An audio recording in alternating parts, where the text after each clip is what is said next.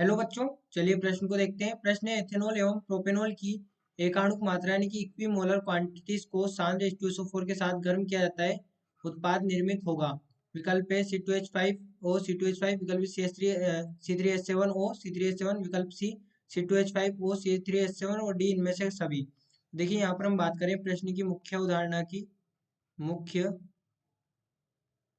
अवधारणा, तो देखिए यहाँ पर मान लीजिए हमारे पास में एक R1OH कोई एल्कोहल है और एक R2OH कोई एल्कोहल है। दो एल्कोहल हमारे पास में है। अब देखिए क्या होता है कि जब हम यहाँ पर अभिक्रिया करते हैं तो ROH से जब H प्लस, यहाँ पर H प्लस क्रिया करेगा, जो H2SO4 है उसमें क्या है, H प्लस है। तो यहाँ पर जब H प्लस क्रिया करेगा तो ये क्या बनाएगा, ये बनाएगा ROH प्लस। अब यहाँ पर देखिए, ये जो हमारे पास में निर्मित हुआ है R1OH प्लस, इस पर यहाँ पर दो कंडीशन हो सकती है, या तो R1OH अटैक कर दे, ये अपने लोन पेयर इसको दे दे, या फिर यहाँ पर ये भी हो सकता है कि R1OH पर यहाँ पर R2 की क्रिया हो जाए, R2 की क्रिया हो जाए तो ये अपने लोन पेयर यहाँ पर दे दे। तो जब इसकी क्रिया होगी तो ये क्या बनाएगा, ये बनाएगा R1 देखिए हम यहाँ पर डायरेक्ट इसको इस प्रकार समझते हैं। इसने जो यहाँ पर ऑक्सीजन है, इसने अपने लोन पेयर किसको दिया, R1 को। तो ये क्या बना लेगा, R1 यहाँ से इस बॉन्ड के इलेक्ट्रॉन लेके H2O निकल जाएगा, तो यहाँ पर H2O निष्कासित हो गया, तो यहाँ पर क्या बन गया, ROH प्लस R1। फिर यहाँ से इस बॉन्ड के इलेक्ट्रॉन H प्लस के पास जाएंगे, यहाँ पर ये होगा O प्लस, तो इस बॉन्ड के इलेक्ट्रॉन ऑक्सीजन के पास आ जाएंगे, तो ये क्या बना लेगा, R1O R1, और यहाँ से ये हाइड्रोजन निष्कासित हो जाएगा क्योंकि इस बॉन्ड के इलेक्ट्रॉन ऑक्सीजन ने ले लिए। वहीं पर यदि हम देखें यहाँ पर, तो यहाँ पर क्या होगा, ये अपने इलेक्ट्रॉन यहाँ पर जब डोनेट करेगा R1 को, तो ये क्या बनाएगा, यहाँ से जो ऑक्सीजन पर प्लस लगा हुआ है, ये अपने इलेक्ट्रॉन लेगा जल, और यहाँ से ये निष्कासित हो जाएगा इस बॉन्ड के इलेक्ट्रॉन लेके। तो यहाँ पर ये क्या बना लेगा, R1OH R2 प्लस। अब इस बॉन्ड के इलेक्ट्रॉन ऑक्सीजन के पास आ जाएंगे और यहाँ से H प्लस निष्कासित हो जाएगा, तो ये क्या बनाएगा, R1OR2। एक तो ये यहाँ पर बन सकता है कि R1OR1 बन गया, एक R1OR2 बन गया। अब तीसरी कंडीशन क्या हो सकती है, जबकि यहाँ पर R2OH हो और इस पर कौन अटैक करे, इस पर अटैक करे H प्लस, तो ये यहाँ पर निर्मित करेगा R2OH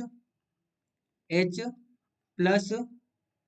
और अब देखिए ये जो बना है हमारे पास में, इस पर यहाँ पर H प्लस, इस पर अब देखिए दो कंडीशन वापस बन सकती है, या तो इस पर R2OH रिएक्ट करे या अपनी इसको लोन पे डोनेट करे, या दूसरा क्या हो सकता है कि R2OH H, यहाँ पर ये प्लस, ये हाइड्रोजन, और यहाँ पर क्या, R1 अटैक करे। ये दो कंडीशन हो सकती है।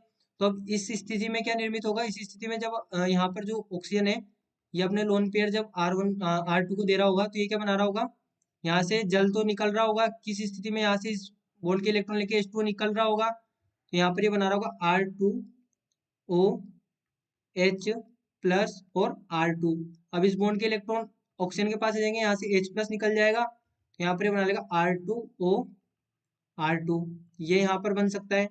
दूसरा, जब ये यहाँ पर अपने लोन पेयर इसको देगा, तो ये यहाँ पर से जल निकलेगा और यहाँ पर क्या बन जाएगा, R2OH R1 प्लस, और यहाँ पर ये H प्लस निष्कासित होगा और यहाँ पर ये बना लेगा R2OR2।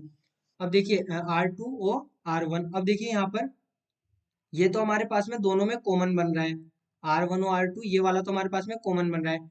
लेकिन अब यहाँ पर देखिए दो अलग प्रोडक्ट भी बन रहे हैं, एक तो हमारे पास में R1OR1 और दूसरा हमारे पास में क्या बन रहा है, R2OR2। अब हमने क्या क्या लिया था, यहाँ पर R1OH लिया था और R2OH लिया था, तो हमारे पास में क्या क्या प्रोडक्ट बने थे, हमारे पास में यहाँ पर एक तो बना था R1OR1, एक हमारे पास में बना था R2OR2, और एक हमारे पास में क्या बना था, यहाँ पर बना था R1OR2, ये हमारे पास में बन गया।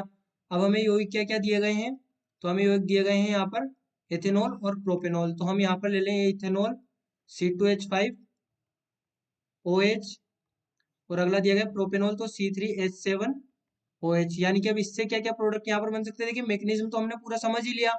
हम यहाँ पर केवल डायरेक्टली यदि प्रोडक्ट बनाए कि H2SO4 की उपस्थिति में ये प्रोडक्ट बन रहे हैं, H2SO4 की उपस्थिति में, तो यहाँ पर क्या क्या निर्मित होगा, यहाँ पर एक तो निर्मित होगा C2H5O, C2H5 यानी कि R1O R1, दूसरा क्या बनेगा R2O R2 यानी कि C3H7O C3H7, ये यहाँ पर निर्मित होगा। इसके बाद में अगला देखें तो अगला यहाँ पर क्या बनना चाहिए R1R2 यानी कि C2H5O और C3H7, ये यहाँ पर तीन यौगिक हमें प्राप्त होंगे। यानी कि अब देखें हम विकल्प, तो हमारे यहाँ पर देखिए तीनों विकल्प हमारे सही है, यानी कि विकल्प डी यहाँ पर सही होगा, इनमें से सभी यौगिक यहाँ पर निर्मित होंगे। तो बच्चों आशा करते हैं आपको प्रश्न समझ आया होगा। धन्यवाद।